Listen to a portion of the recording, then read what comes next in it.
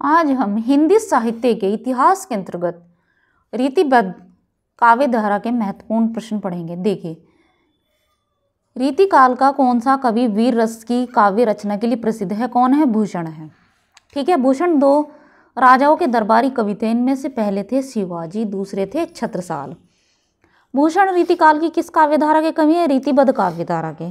भूषण का वास्तविक नाम था घनश्याम। महाकवि भूषण की रचना है छत्रसाल दशक।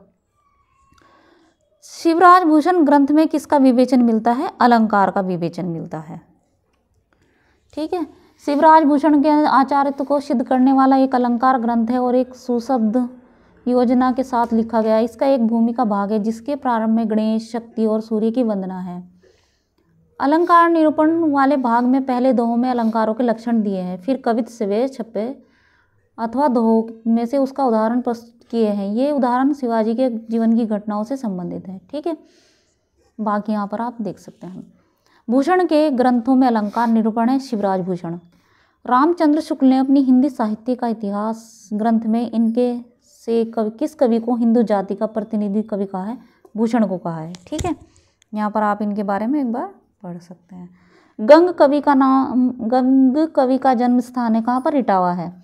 गंग 1538-1625 ईस्वी कालीन काव्य परंपरा के प्रथम कवि थे। ये इटावा जिले के एक नार गांव के निवासी थे। इनका मूल नाम गंगाधर था। गंग के प्रमुख ग्रंथ हैं गंग पदावली, गंग पचीसी तथा गंग रत्नावली। ठीक है, ये यहाँ पर और इनके बारे में दिया है कि ये इसके अतिरिक्त ये रहीम, बीरबल, मानसिंह तथा टोडरमल के भी प्रिय थे। ठीक, तुलसी गंग दो भय सुख कविन के सरदार उक्ति के रचनाकार है भिखारीदास। नैन नचायो कहियो मुस्काई, लला फिर आइयो खेलन है होरी पंक्ति के कवि हैं पद्माकर। ठीक है, यहाँ इनके बारे में थोड़ा दिया है, आप एक बार देख सकते हैं। नैन नचाए कहियो मुस्काई, लला फिर आइयो खेलन होरी किसका है? ये पंक्तियाँ किसकी हैं? पद्माकर की हैं। ये फिर से वही प्रश्न है। गंगा लहरी किसकी रचना है? पद्माकर की है।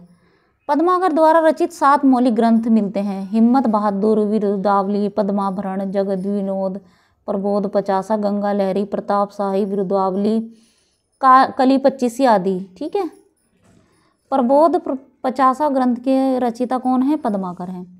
पद्माकर द्वारा रचित अलंकार ग्रंथ कौन सा है? पद्माभरण। ठीक है, काव्य रसायन किसकी रचना है? देव की है। यहाँ पर इनके बारे में आप देख सकते हैं इनकी और क्या रचनाएं हैं, कौन सी हैं। देव कवि किस जिले के थे? इटावा के। सुजान विनोद के रचनाकार हैं देव। ठीक है, जाति विलास के रचयिता हैं देव। अष्टयाम किसकी रचना है? देव की है। निम्नलिखित में से कौन सी रचना कवि देव की नहीं है? अलंकार गंगा नहीं है, बाकी सारी देव की रचनाएं हैं। रीतिबद्ध कवि देव हैं रसवादी। भूली कहत नवरस सुकवि, सकल मूल सिंगार, यह उक्ति किस आचार्य की है? देव की। ठीक है, अमी हलाहल मद भरे, सवेत श्याम रत्नार, जियत मरत झुकी झुकी परत, जीही चितवत एक बार। इस दोहे के रचयिता कौन है? रसलीन है। उपयुक्त दोहा रसलीन का है, किंतु भ्रमवश कुछ लोग इस दोहे को बिहारी का दोहा मान लेते हैं। रसलीन रीतिकाल के महत्वपूर्ण कवि हैं। इनका जन्म 1669 ईस्वी में उत्तर प्रदेश के हरदोई जिले के ऐतिहासिक गांव बिलग्राम में हुआ था। ठीक है, रसलीन का वास्तविक नाम मीर गुलाम नबी था। वे संस्कृत, प्राकृत, अपभ्रंश, ब्रज और अवधी के साथ साथ अरबी और फारसी भाषा के भी विद्वान थे। अन्य कवियों की भांति इन्होंने भी अपना नाम के साथ रसलीन उपनाम जोड़ लिया था। ठीक है, इन्होंने अपना नाम रसलीन जोड़ लिया था, उपनाम रख लिया था। मतीराम की भाषा है कौन सी? साहित्यिक ब्रज भाषा। ठीक है, आज के लिए बस इतना ही।